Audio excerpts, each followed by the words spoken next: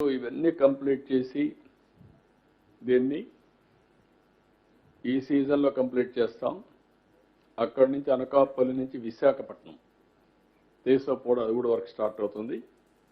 అదే మరిగా ఈ నీళ్ళన్నీ తీసుకెళ్ళిన తర్వాత ఈ దారిలో ఉండే ఇరిగేషన్ ప్రాజెక్ట్స్ కానీ రివర్స్లో ఉండే చెక్ డ్యామ్స్ కానీ మైండ్ ఇరిగేషన్కి కానీ టోటల్గా నీళ్ళు ఇచ్చేట్టుగా ఏర్పాట్లు చేయమన్నాం. అది నెక్స్ట్ సీజన్లో నీళ్ళు ఇస్తాం. అవసరమైతే మీడియం ఇరిగేషన్ ప్రాజెక్ట్స్ ఉంటే అక్కడ క్యాచ్మెంట్ ఏరియాలో నీళ్లు రాకపోతే ఈ నీళ్లు తీసి దాన్ని ఫిలప్ చేసే విధానాన్ని కూడా శ్రీకారం చుడతాం. అంటే ఇది కూడా గ్రావిటీతో వస్తుంది కాబట్టి ఆ area up to Visakhapatnam Anakapalli 2 జిల్లాలని సస్యశ్యామలం చేయడం, ఈ దారి అంతా కూడా చేసిపోతే పర్ఫెక్ట్గా అవుతుంది. ఇవన్నీ కూడా కంప్లీట్ చేస్తాం. ఇక్కడికి వచ్చినప్పుడు LAR&R నేను ముందే చెప్పాను 41.15 కావాల్సినవన్నీ కూడా కంప్లీట్ చేస్తాం. 38,060 టోటల్ పీడిఎఫ్లు వస్తున్నాయి ఫేజ్ 1లో. ఒరిజినల్గా 20,946 అనుకున్నాం. టోటల్ R&R కాలనీస్ 75, 26 కంప్లీట్ అయినాయి, 49 అండర్ కన్స్ట్రక్షన్ ఉన్నాయి. Total PDF shifted as on today 16,291. Total PDF yet to be shifted 21,769. Total PDF identified 22లో 17,114. ఇవన్నీ కూడా ఇప్పుడు సోషియో ఎకనామిక్ సర్వే కూడా పూర్తి చేశారు. 100%. గ్రామ సభలు 100% పెట్టారు. ల్యాండ్ ఐడెంటిఫికేషన్ 7,812 ఎకరాలకు 5,911 ఎకరాలు ఐడెంటిఫై చేశారు. R&R స్కీమ్స్ కూడా అప్రూవ్ అయింది. 10,908 మందికి అప్రూవ్ అయింది. ఇవన్నీ కూడా నేను చెప్పిన ప్రకారం ఒక టైం బౌండ్ ప్రోగ్రాం పెట్టుకొని జనవరి లోపల పూర్తి చేస్తున్నాం. Every month there is a clear cut milestones. ఆ మైల్ స్టోన్స్ అన్ని పూర్తి చేసి ఈ ప్రాజెక్ట్ని, ఎందుకంటే నేను ముందే చెప్పాను, ఎప్పుడు కూడా పోలవరం ఆంధ్రప్రదేశ్కి ఒక వరం, పోలవరం ఆంధ్రప్రదేశ్కి ఒక జీవనాడి. ఈరోజు మీరు గుర్తుపెట్టుకోవాల్సింది, ఆ రోజు చాలామంది మాట్లాడారు. ఆ రోజు ఇక్కడనే లిఫ్ట్ ఇరిగేషన్ ఏదైతే మనం పట్టిసీమ లిఫ్ట్ 10 years 11 years అయింది. 1 yearలో పూర్తి చేశాం. దగ్గర 1,100 కోట్లు, ఆ ప్రాంతాల్లో 1,200 కోట్లు ఖర్చు పెట్టాం. ఇక్కడి నుంచి కృష్ణా డెల్టాకు నీళ్లు తీసుకుపోయిన దానివల్ల కృష్ణా డెల్టా ఇన్ టైంలో పంటలు వేయగలిగాం. ఏదే సైక్లోన్ నుంచి కాపాడుకోగలిగాం. అంత మునుపు నీళ్లు లేనటువంటి వెస్ట్ గోదావరి జిల్లాలో ఏదైతే ఈ యొక్క చేపల చెరువులకి నీళ్లు లేకపోతే నీళ్లు ఇవ్వగలిగాం. అంతేకాకుండా ఇక్కడ వాడే నీళ్లు శ్రీశైలంలో పొదుపు చేసి రాయలసీమకి ఇవ్వగలిగాం. రాయలసీమలో ఈ 10 yearsలో పెను మార్పులు వచ్చాయి. It is a game changer. ఒకప్పుడు ఎడారిగా ఉన్నటువంటి రాయలసీమ అనంతపురం జిల్లా ఈరోజు ఒక్క గొల్లపల్లి రిజర్వాయర్ కట్టి కియా మోటార్స్ తీసుకొచ్చి ఆ ప్రాంతమైన పెను మార్పు జరిగే పరిస్థితి వచ్చింది. ఈరోజు ఇండియాలో హైయెస్ట్ హార్టికల్చర్ పండ్ల తోటలు ఎక్కువ ఉండే ప్రాంతం ఏదంటే Andhra Pradesh, not Maharashtra, not UP, Andhra. అందులో ఎక్కడి నుంచి వస్తుందంటే రాయలసీమ. ఇప్పుడు అదే రాయలసీమని రాబోయే రోజుల్లో ప్రపంచంలోనే గ్లోబల్ హబ్గా తయారు చేయాలనుకుంటున్నాం.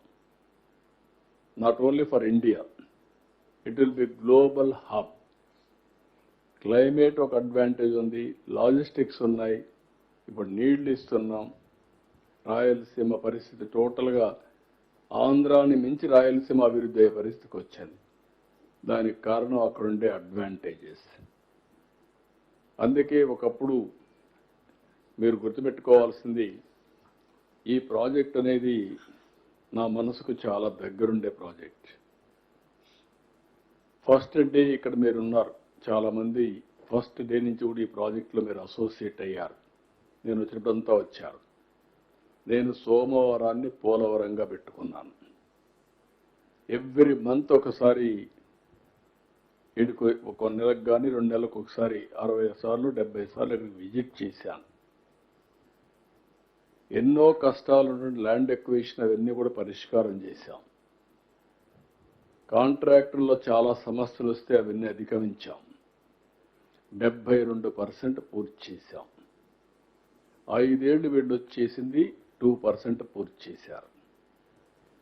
మళ్ళీ పట్టిసీమ అని మాట్లాడితే పట్టిసీమ అనవసరం, ఎక్కడ నీళ్లు తీసిపోతారని మాట్లాడారు, రాజకీయం చేశారు.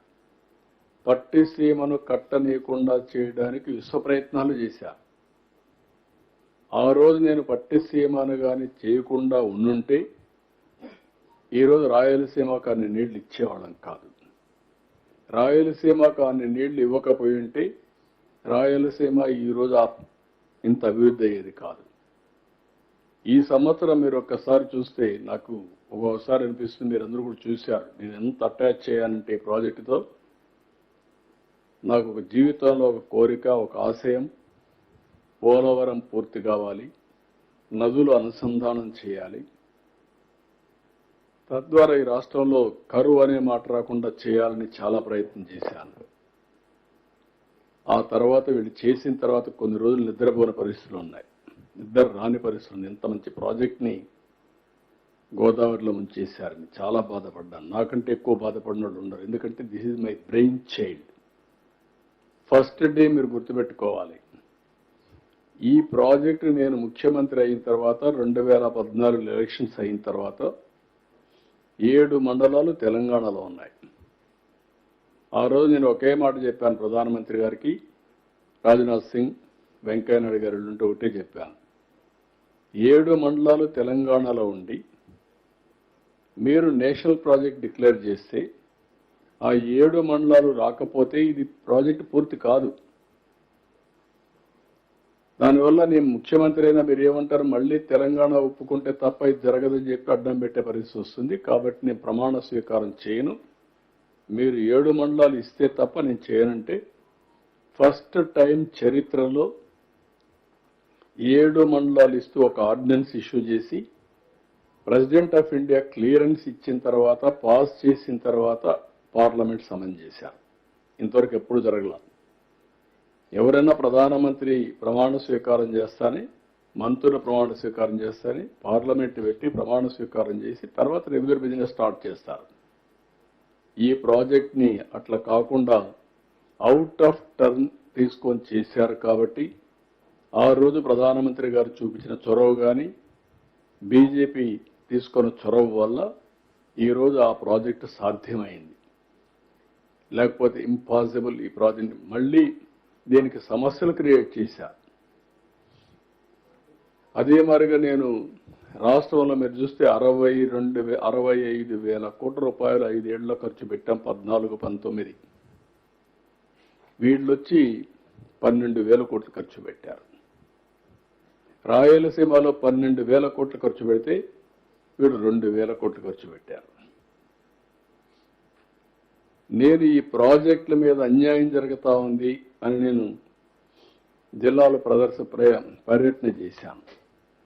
పర్యటన చేస్తే ఈ మొత్తం రాష్ట్రంలో ఈ ప్రాజెక్ట్స్ అన్ని నిర్వీర్యం అయిపోయినాయి, మీరు అన్యాయం చేశారు, పోలవరం ఇట్లా చేశారు, ఈ ప్రాజెక్టులన్నీ అన్యాయం జరిగిందని పోతే నన్ను అరెస్ట్ చేశారు.